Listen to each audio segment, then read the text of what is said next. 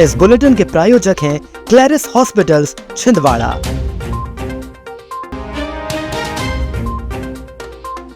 ATM लूटने जा रहे 8 डकैतों को पुलिस ने दबोचा। डायरिया से बिगड़े हालात पर कांग्रेस ने स्वास्थ्य केंद्र के सामने दिया धरना। टूल वैन व सेफ्टी व्यवस्था देखने पहुंचे रेलवे के सीएमई। धर्म टेकड़ी लाइन में लीकेज, कल नहीं आएंगे नल। और छठ पूजा पर डूबते सूर्य को अर्पित किया अर्घ। नमस्कार, आप देख रहे हैं छिंदवाड़ा लाइव और मैं हूं आपके साथ कंचन। आइए अब बढ़ते हैं खबरों की ओर। छिंदवाड़ा में डकैती की बड़ी वारदात होने से पहले ही पुलिस ने रोक लिया। गांगीवाड़ा स्थित पंजाब नेशनल बैंक के एटीएम में डकैती की साजिश रच रहे 8 बदमाशों को देहात पुलिस ने रंगे हाथों गिरफ्तार किया। मुखबिर की सूचना पर नरसिंहपुर रोड के खाली प्लॉट में छापा मारकर 3 युवकों सहित 4 नाबालिगों को गिरफ्तार किया गया। गिरफ्तारों में तपेश बागड़े, राहुल डागुरिया, अंशुल और अनुज शामिल हैं। पुलिस ने मौके से गैस कटर, तलवार, चाकू, नकाब और अन्य डकैती में इस्तेमाल होने वाले सामान जब्त किए। जांच में पता चला है कि गिरोह पिछले 3 दिनों से बैंक की रेकी कर रहा था और बताया जा रहा है कि वारदात के दौरान किसी के विरोध करने पर हत्या तक करने की बात कर रहे थे। पुलिस ने 4 नाबालिगों को बाल सुधार गृह भेजने की प्रक्रिया शुरू कर दी है, जबकि वयस्क आरोपियों को न्यायालय में पेश किया गया है। अमरवाड़ा के राजौला गांव में दूषित पानी से फैली डायरिया और इससे लोगों की हो रही मौतों को लेकर कांग्रेस ने सोमवार को सामुदायिक स्वास्थ्य केंद्र के सामने धरना दिया। जिला कांग्रेस अध्यक्ष विश्वनाथ ओकट चौरी, विधायक सुजीत चौधरी सहित अन्य जनप्रतिनिधि धरने में शामिल हुए।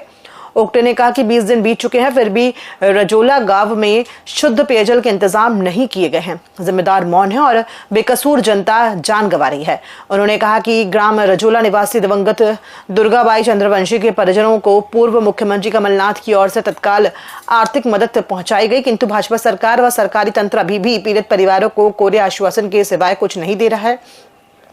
अंत में जिला कांग्रेस कमेटी ने रजोला में बिगड़े हालात को सुधारने की मांग करते हुए 6 सूत्री मांगों का ज्ञापन राज्यपाल के नाम जिला कलेक्टर को सौंपा। सरकार ने कहा कि हम शुद्ध पेयजल व्यवस्था कराएंगे। शुद्ध पेयजल जिले में कहीं नहीं मिल रहा है। ताज़ा उदाहरण ग्राम रजोला है। खुले कुएं में पक्षी पड़े हैं, मवेशी पड़े हैं, वो पानी पिलाए जा रहे हैं और वहाँ पर जिस प्रकार हम लोग अव्यवस्था देखी, पूरे जिले की यही हालात है। तो हमने कहा कि दोषियों पर कार्रवाई हो, शुद्ध रूप से वहाँ पेयजल मिले, जो इनके परिवार में घटना घटी उनको लाभ मिले। तो उन्होंने कहा कि सचिव को सस्पेंड उन्होंने आज कर दिया है। पेश है हीरो HF डीलक्स, नई इंडिया की डीलक्स बाइक। और फीचर्स की बात करें तो ये देता है 100 सीसी का पावरफुल इंजन, कमाल का माइलेज, स्टाइलिश ग्राफिक्स और आरामदायक सीट, टिकाऊ और मजबूत बॉडी। और सबसे बड़ी खुशखबरी कि ये आपको मिल रही है मात्र 4,999 के डाउन पेमेंट पर और बाकी रकम आपको देना है आसान किश्तों में। देर किस बात की, आज ही जाए अपने नजदीकी हीरो शोरूम में और लेकर जाए अपनी मनपसंद HF डीलक्स और HF डीलक्स को बनाए अपने सफर का साथी। हीरो HF डीलक्स, दमदार, स्टाइलिश और आपके बजट में परफेक्ट, क्योंकि ये है नई इंडिया की deluxe bike. Model railway station में अमृत योजना के तहत निर्माण कार्य किए जा रहे हैं, जिसके चलते दक्षिण पूर्व मध्य रेलवे के अधिकारियों द्वारा समय समय पर रेलवे स्टेशन का औचक निरीक्षण किया जा रहा है, ताकि निर्माण कार्य में किसी भी प्रकार की लापरवाही न बरती जाए। इसी क्रम में सोमवार को मॉडल स्टेशन की टूल वैन और सेफ्टी व्यवस्था का जायजा लेने बिलासपुर रेलवे के chief mechanical engineer Shammi Nayyar Chhindwara पहुंचे, जहां उन्होंने विभिन्न बिंदुओं के आधार पर सेफ्टी व्यवस्था सहित टूल वैन का निरीक्षण किया।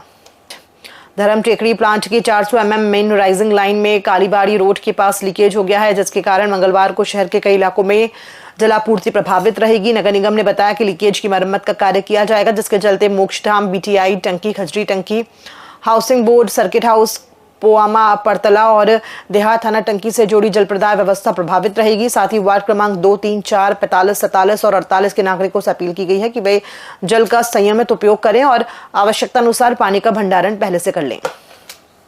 लोक आस्था के महापर्व छठ पूजा का सोमवार का तीसरा दिन था। व्रतियों ने अस्ताचलगामी यानी डूबते सूर्य को अर्घ दिया। इस अवसर पर छिंदवाड़ा में छोटा तालाब पर शाम के समय का दृश्य देखने लायक था। महिलाएं परिवार सहित यहां पहुंचे और जल स्रोत में आधे भीगते हुए डूबते सूर्य को जल अर्पित किया। शाम होते ही छोटे तालाब सहित कोयलांचल में विभिन्न नदियों और जल स्रोतों पर श्रद्धालुओं की भीड़ जमा होने लगी।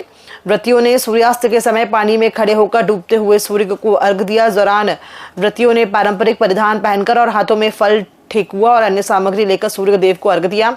व्रतियों ने सोमवार को भी दिन भर निर्जला उपवास रखा और शाम को घाटों पर पहुंचकर सूर्य देव को अर्घ्य दिया। छठ पूजा बिहार में मुख्यतः बिहार में छठ पूजा की जाती है और अत्यंत ही प्राचीन व्रत है और सूर्य भगवान की आराधना की जाती है। इसमें 4 दिन का व्रत किया जाता है और पहले कद्दू भात से किया जाता है, फिर एक दूसरे दिन खरना व्रत किया जाता है। ये 4 दिन का व्रत होता है। पहले दिन नहाए खाए होता है, लौकी की सब्जी चना की दाल खाते हैं, सात्विक भोजन। दूसरे दिन खरना होता है, खीर और रोटी खाई जाती है। तीसरे दिन छठ के दिन शाम का अर्घ होता है, डूबते सूर्य को अर्घ दिया जाता है। 5 वर्षों से हम उत्तर भारतीय एकता मंच के द्वारा छठ पर्व को बड़े धूमधाम से मनाया जा रहा है। इसके लिए निगम हमें पूरी व्यवस्था करके देती है और हम सभी साथ ही चाहते हैं कि छिंदवाड़ा जिले में कम से कम 1.5 लाख उत्तर भारतीय लोग हैं और हमारा छोटा तालाब जो बड़ा ही लेक व्यू रोड के नाम से और देवताल तरफ जाना जाता है, हमारी कोशिश है कि सभी परिवार यहाँ के छठ करें।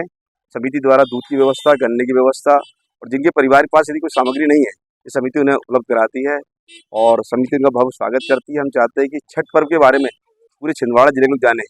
इसका महत्व उत्तर भारत में सबसे ज़्यादा है। हमारे लिए दिवाली से ज़्यादा महत्वपूर्ण पर्व मनाया जाता है। कलेक्टर हरीन्द्र नारायण ने सोमवार को समय सीमा प्रकरणों की समीक्षा बैठक ली। बैठक में उन्होंने सीएम हेल्पलाइन, सीपी ग्राम और न्यायालयों से जुड़े लंबित मामलों की विस्तार से समीक्षा की। कलेक्टर ने निर्देश दिए हैं कि जिले की रैंकिंग सुधारने के लिए शिकायतों का संतुष्टि के साथ निराकरण किया जाए और अधिकारी रोज कंट्रोल रूम में उपस्थित रहें। ग्राम राजोला में महिला की मृत्यु के मामले को गंभीरता से लेते हुए उन्होंने एडीएम को मौके पर भेजा और पीएचई विभाग को पानी की टंकी की तत्काल सफाई और नियमित वाटर टेस्टिंग के निर्देश दिए। इसके साथ ही पीएमएफएमई योजना में धीमी प्रगति पर नाराजगी जताते हुए कलेक्टर ने संबंधित अधिकारियों को 15 दिनों में सुधार के निर्देश दिए। जुन्नारदेव विधानसभा क्षेत्र में शिक्षा, स्वास्थ्य और सड़क जैसी मूलभूत सुविधाओं की मांग को लेकर गोंडवाना गणतंत्र पार्टी ने जोरदार धरना प्रदर्शन किया। पार्टी कार्यकर्ताओं ने कलेक्टर के नाम ज्ञापन सौंपते हुए ग्रामीण अंचलों में शिक्षा व्यवस्था की बदहाल स्थिति पर चिंता जताई। उनका कहना था कि कई स्कूल आज भी अतिथि शिक्षकों के भरोसे चल रहे हैं और स्थायी शिक्षक मुख्यालय में निवास नहीं करते। वहीं जर्जर स्कूल भवनों से विद्यार्थियों की सुरक्षा को खतरा बना हुआ है। साथ ही जिले में खांसी के सिरप से हुई बच्चों की मौत के मामले में दोषियों पर कड़ी कार्रवाई की मांग की गई है।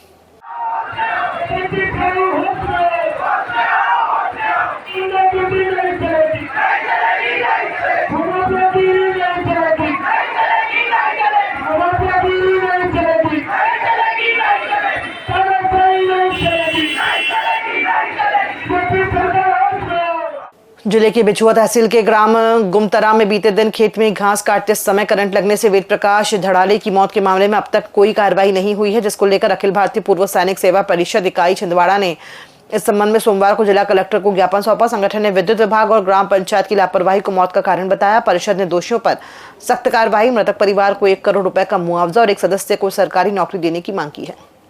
मुआवजा राशि और ना ही जिसके कारण हुआ है उनको कोई दंड मिला है, तो उसके संबंध में इसके पूर्व में भी कई बार बिजली का ग्राम पंचायत कोई से जाना चाहिए। रसायन, जीव रसायन और भारतीय आयुर्वेदिक पौधे विषय पर राजा शंकर शाह यूनिवर्सिटी में 3 दिवसीय कार्यशाला का शुभारंभ सोमवार को किया गया, जिसमें विशेषज्ञों द्वारा विद्यार्थियों से आयुर्वेदिक पहलुओं पर विस्तार से चर्चा की और भारतीय औषधीय पौधों के महत्व और उनके उपयोग के बारे में जानकारी प्रदान की। कार्यशाला में पूर्व राज्यपाल मणिपुर और छत्तीसगढ़ सुश्री अनुसुईया उइके ने कहा कि औषधीय पौधों पर कार्यशाला केवल एक शैक्षणिक कार्यक्रम नहीं है, बल्कि प्रकृति और मानव स्वास्थ्य को जोड़ने का सेतु है। ऐसी कार्यशाला युवाओं, किसानों और समाज को प्राकृतिक उपचार, पर्यावरण संरक्षण और रोजगार के नए मार्ग दिखाती है। इस कार्यशाला से छात्रों को भारतीय औषधीय पौधों के क्षेत्र में नवीनतम जानकारी और शोध के अवसरों के बारे में पता चला। प्रकृति की बात आई, प्रकृति के बारे में कहा गया है कि भगवान जब आदमी को भेजता है धरती पर तो उसके लिए औषध पहले भेज देता है और औषध वनस्पति के रूप में आती है, कोई वृक्ष के रूप में आती है। तो हर व्यक्ति को धरती पर भेजता है तो उसके लिए औषध पहले से भगवान भेज देता है और हम उसके महत्व को न स्वीकार करते हुए उसके साथ इस प्रकार बर्बरता से पेश आते हैं और इसको जीवन में भी मैंने उतारा है। मैं इसलिए ये बात कह रही हूँ कि जब मैं विधायक थी, तामिया में मैं लेक्चरर भी थी इकोनॉमिक्स में। शुरुआत मैंने कॉलेज तामिया पातालकोट जो आप भ्रमण करने जा रहे हैं, बहुत ही अच्छा और औषधियों का तो वो भंडार रहा है। तो मैंने देखा कि प्रकृति ने भी, जो मैं रुचि रखती थी, तो प्रकृति ने भी मुझे उसी क्षेत्र में पदस्थ भी किया और उसी क्षेत्र से मैं एमएलए भी रही। और जब मैं एमएलए बनी तो मैं आपको ये जानकारी देना चाहूंगी कि मैंने स्वयं वहां पर एक देलाखारी का क्षेत्र है, वहां पर एक सीता डोंगरी है, रेंज देलाखारी। 3 दिवसीय वर्कशॉप है chemistry biochemistry and Ayurveda of Indian medicinal plant. उस विषय पर 3 दिन का जो शोध के ऊपर, उसके ऊपर जो शोध हो चुका है और आने वाले मतलब फ्यूचर में क्या शोध हम कर सकते हैं मेडिसिनल प्लांट के ऊपर 3 दिवसीय वर्कशॉप रखी गई है, जिसमें फर्स्ट डे करीब 5 तीनों दिनों में 5 जो है टेक्निकल सेशन होंगे, जिसमें अपने जो भारत से विभिन्न हिस्से से जो वैज्ञानिक आए हुए हैं वो यहाँ पर अपने शोध के बारे में और जो यहाँ के मेडिसिनल पौधों की उपलब्धता है उस पर हम इन फ्यूचर क्या कर सकते हैं उसके बारे में जानकारी देंगे।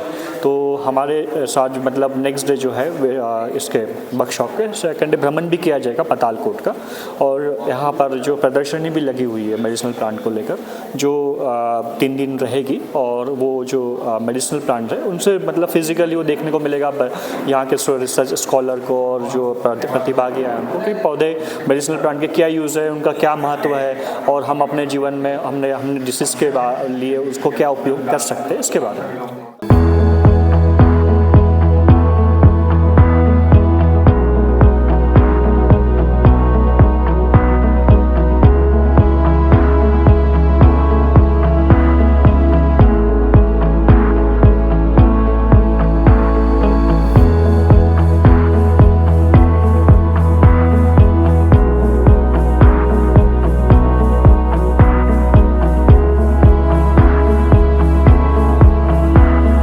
जिला अधिवक्ता संघ के तत्वाधान में दीपावली मिलन समारोह हर्षोल्लास के साथ मनाया गया। ये कार्यक्रम अधिवक्ता कक्ष में आयोजित किया गया, जिसमें न्यायाधीश और अधिवक्तागण ने भाग लिया। कार्यक्रम के मुख्य अतिथि प्रधान जिला और सत्र न्यायाधीश हद्दार साहब रहे और कार्यक्रम की अध्यक्षता राजकुमार मिश्रा ने की। इस अवसर पर वरिष्ठ, कनिष्ठ और महिला अधिवक्ताओं की बड़ी संख्या में उपस्थिति रही। हम एक दूसरे को शुभकामनाएं प्रेषित करें, एक दूसरे की खुशी में शामिल हों, और दिवाली का पर्व होता ही ऐसा इसलिए है कि एक दूसरे को शुभकामनाएं दें कि सभी अधिवक्ता साथियों को एवं आपके परिवार को सुख, शांति, समृद्धि मिले। परंपरा अनुसार इस वर्ष भी दीपावली मिलन समारोह रखा गया। 12 mm बेंच का मिलन समारोह में समस्त न्यायाधीशगण, वरिष्ठ अधिवक्तागण, महिला अधिवक्तागण ने भाग लिया। यह हमारे यहाँ की बहुत बेहद परंपराशाली प्रथा है मिलन समारोह की। 2 मिलन समारोह मनाए जाते हैं, एक होली मिलन समारोह और एक दीपावली मिलन समारोह। इस कार्यक्रम में मुख्य अतिथि आदरणीय हद्दार साहब थे एवं इस कार्यक्रम की अध्यक्षता राजकुमार मिश्रा जी के द्वारा की गई। सभी के लिए जो जमीन अलॉट हुई है उसका भी आज यहाँ पर विस्तृत ब्यौरा दिया गया। सोमवार को आंचलिक साहित्यकार परिषद द्वारा कवि हरिशंकर पांडे मयंक के गजल संग्रह मन जीवन के सुर का विमोचन किया गया। इस अवसर पर वरिष्ठ साहित्यकारों ने काव्य संग्रह की सराहना करते हुए इसे मानवीय संवेदनाओं और सामाजिक यथार्थ का जीवंत दस्तावेज बताया। प्रोफेसर अमर सिंह ने कहा कि हरिशंकर पांडे की गजलें मानवीय एहसासों से ओतप्रोत हैं, जबकि अवधेश तिवारी ने इन्हें सामाजिक विडंबनाओं की सशक्त अभिव्यक्ति बताया। कार्यक्रम के अंत में काव्य गोष्ठी का आयोजन हुआ, जिसमें कवियों ने अपनी रचनाओं का पाठ किया। वो देख लेता कहाँ का कमी है, कौन दुर्बल है, कौन दुखती लगा, किसी को किस के अस्तित्व को निकारा। वो आदमी था, उसे पशु भी नहीं समझा गया। कवि उनके साथ खड़ा हो जाता है, और जब वो खड़ा होता है तो कवि नहीं होता, वो कवि के रूप में भगवान खड़ा हो जाता है। आदरणीय हरिशंकर पांडे मयंक जी, आप इन शब्दों के माध्यम से भगवान के रूप में खड़े हैं। मध्य प्रदेश आंचलिक साहित्यकार परिषद छिंदवाड़ा इकाई द्वारा हमारी मासिक गोष्ठी लगातार चल रही है।